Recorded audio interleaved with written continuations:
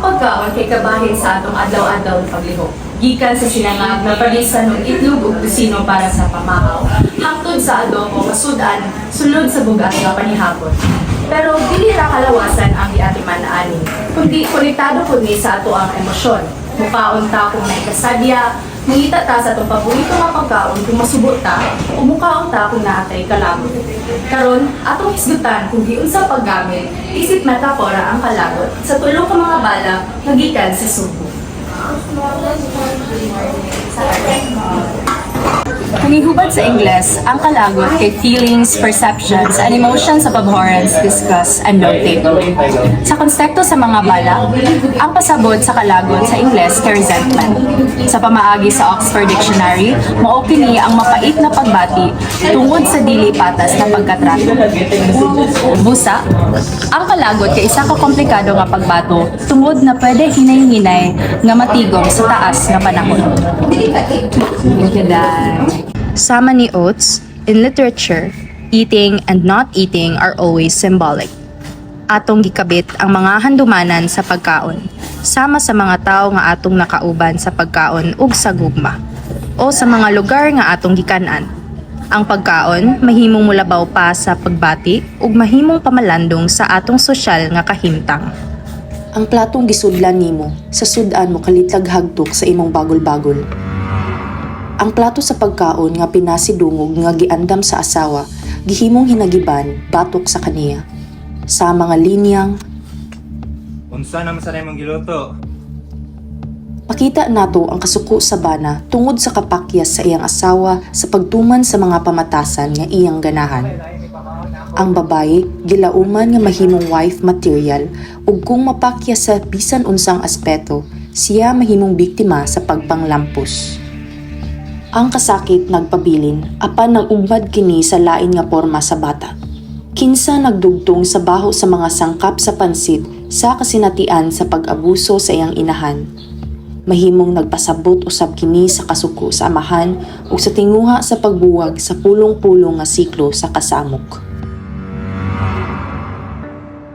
Ikaw nakalab. Papa, Makaon pa ka? alangan, isudpod. Wala ko magtrabaho, di ko na pakanon.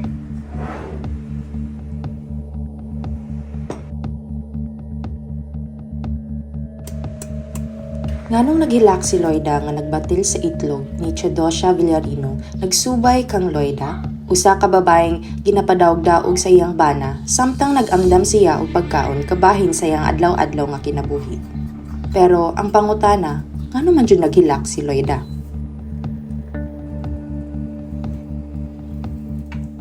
Dili tungod sa sibuyas Bombay nga gihiwa-hiwa niya gagmay. Nagluha si Loida dili tungod sa gihiwang sibuyas, apan tungod sa kasuko o kasakit nga iyang gibati human siya usab bunalan.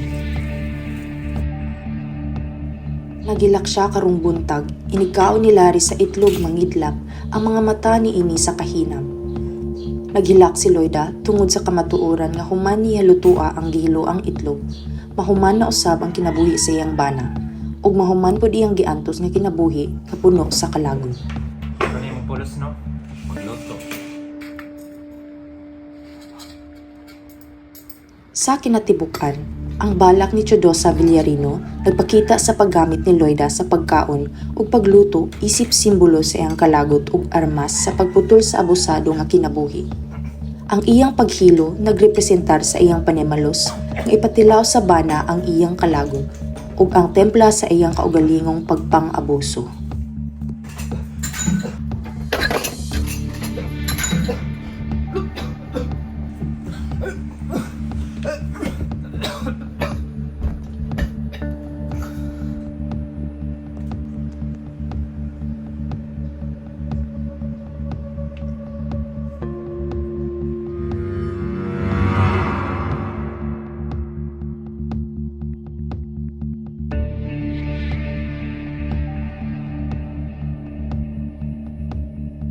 Unsaon pag-isa sa bana nga manghulga sa asawang di kahibulong muluto, by Corazon Almerino, naggamit og talagsaong format sa recipe aron ipadayag ang kasuko o kasakit sa usa ka Filipina nga asawa nga nag-antos sa pag-abuso sa iyang bana. Ang balak ni Almerino maisugong nagbutyag sa domestikong pag-abuso ug dili patas nga pagtan-aw sa gender pinaagi sa metapora o satira nga naghatag tingog sa pagpanawag sa kagawasan sa usa ka babaye.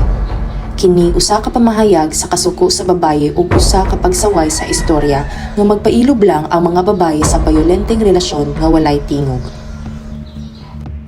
Kasagaran, maghunahuna ta sa unsa ug kanus-at ta mukaon. Apan dili natutagdon kinsa ang nag-andam niini.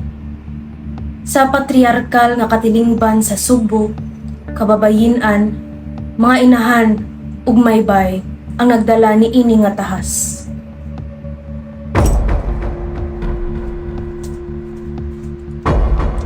Ang mga babae makabukbok sa ilang pagbati sa pagluto.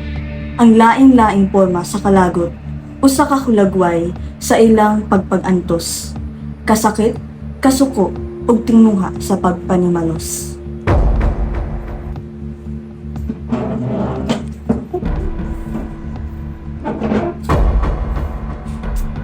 Ang matagbalak, usa ka refleksyon sa pagdahom sa mga sugboanong feministang manunulat.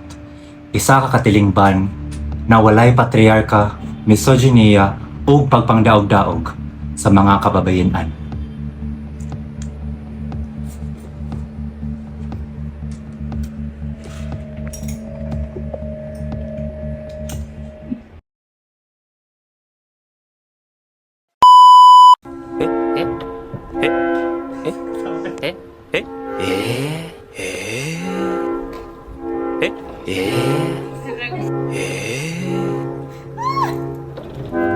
Eh?